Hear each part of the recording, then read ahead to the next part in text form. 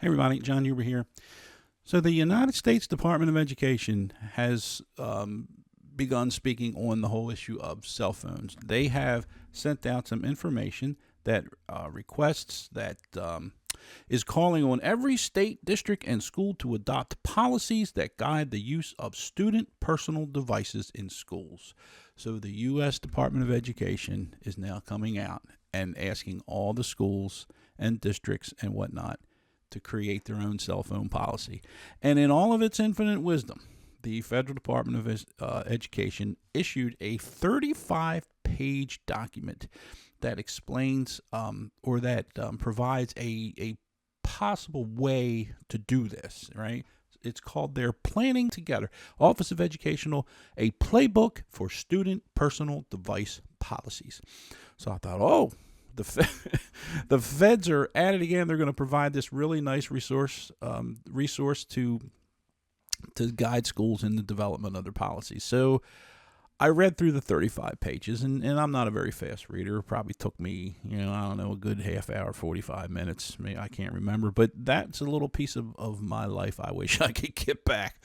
The entire book is nothing more than this big bunch of hoo-ha about how to engage people in creating a plan.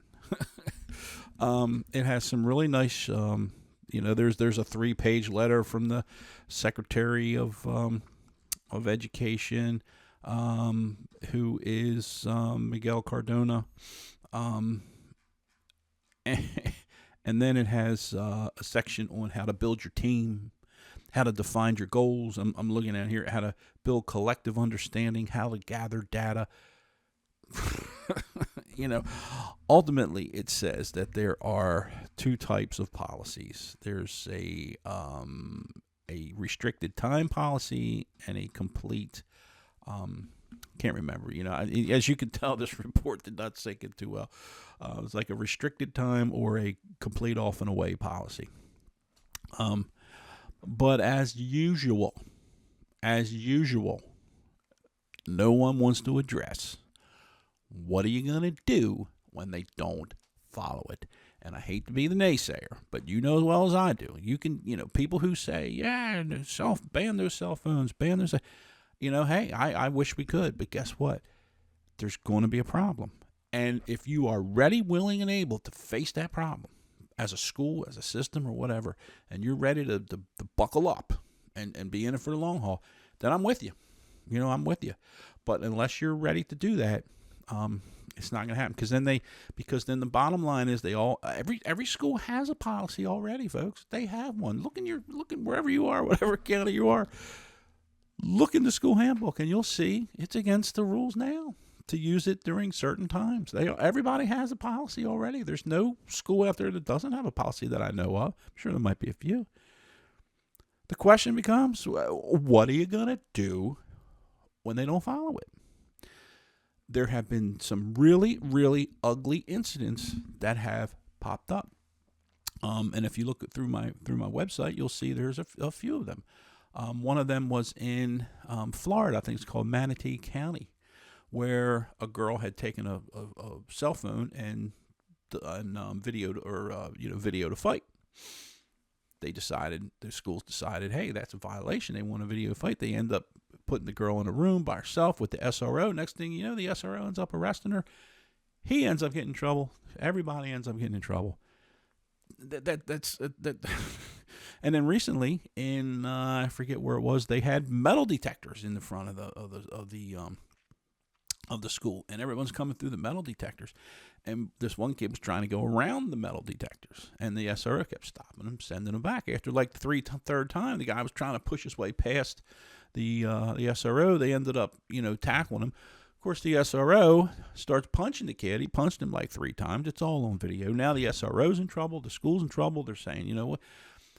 Look, I'm not saying it's going to happen, but I'm saying when you create these restrictive policies and you say, we're not going to allow this, you have to be ready to enforce it, whatever that means.